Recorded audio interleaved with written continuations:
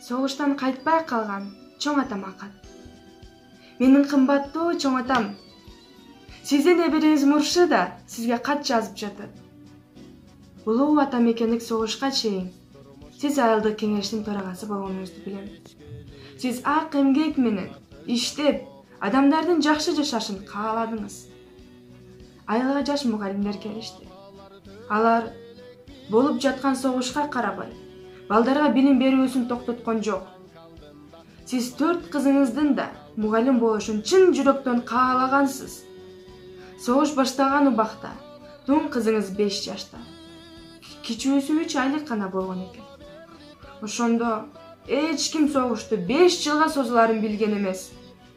Сиз 1942-жылы фронтко чакырылган экенсиз.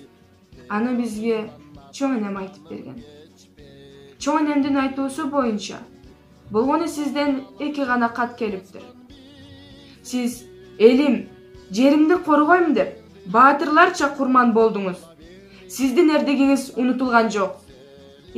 Айтмакчы, сиздин кыялыңыз орундалды. 3 кызыңыз тең билим алышты. Неберелериңиз да чет өлкөдө билим алып, иштеп жүрүшөт. Биз сиздин урпактарыңыз, сиз менен сыймыктанабыз. Ар дайым сизге таазим этебиз. Сизди терең урматтап, небериңиз Муршида.